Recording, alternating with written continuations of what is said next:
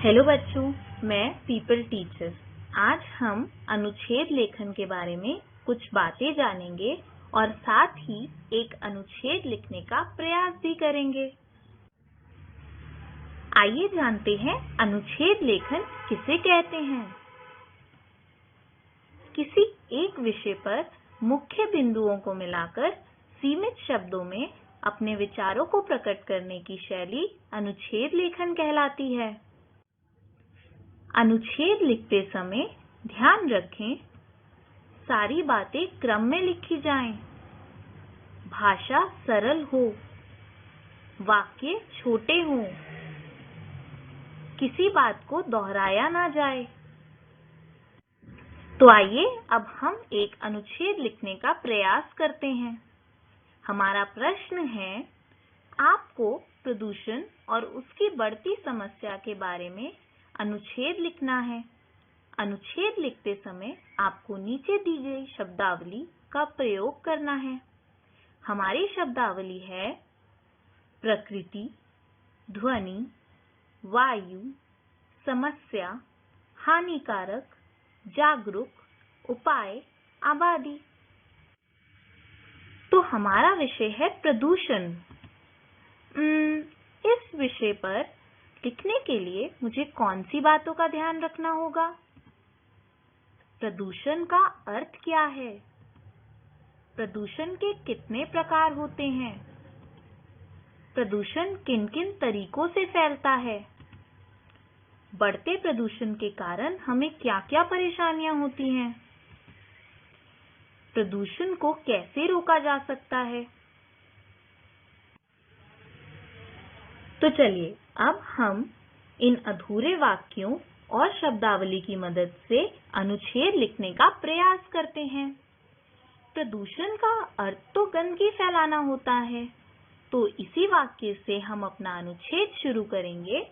प्रदूषण का अर्थ गंदगी फैलाना है। प्रदूषण तो कई प्रकार के होते हैं, जिनमें से कुछ हैं ध्वनि प्रदूषण, वायु प्रदूषण, जल प्रदूषण। तो इसी वाक्य को हम अपने अनुच्छेद में लिखेंगे।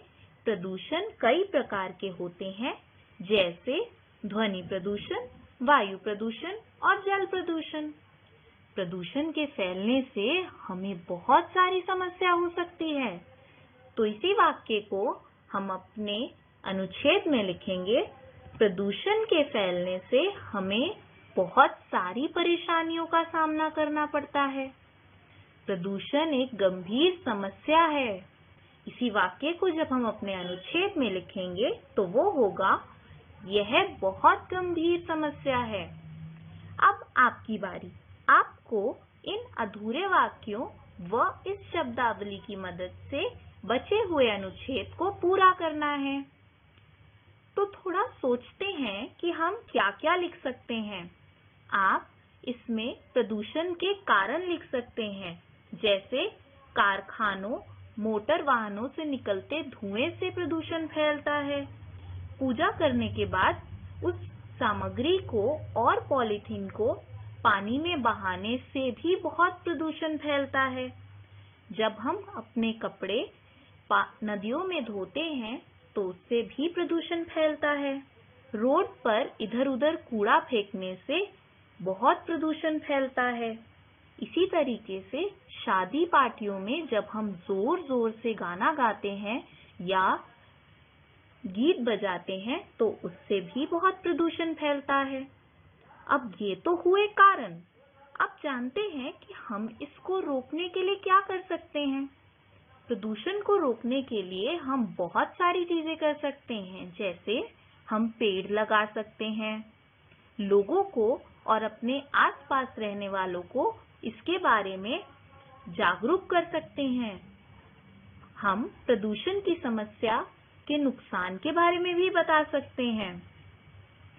कूड़े को सिर्फ कूड़ेदान में फेंककर भी हम प्रदूषण को कम कर सकते हैं। और इसी के साथ अपने वाहनों की जगह मेट्रो या बस का प्रयोग करके भी हम काफी वायु प्रदूषण को कम कर सकते हैं। तो अब आपको इसी अनुच्छेद को दोबारा लिखना है। चलिए मैं आपके लिए इसी सवाल को एक बार दोबारा पढ़ देती हूँ। आपको प्रदूषण और उसकी बढ़ती समस्या के बारे में अनुच्छेद लिखना है। अनुच्छेद लिखते समय आपको नीचे दी गई शब्दावली का भी प्रयोग करना है। शब्दावली के साथ आपको कुछ अधूरे वाक्य दिए गए हैं जो आपकी अनुच्छेद लिखने में मदद करेंगे। कुछ बातों का ध्यान रखें। दिए गए प्रश्न तथा शब्दावली को ध्यान से पढ़िए।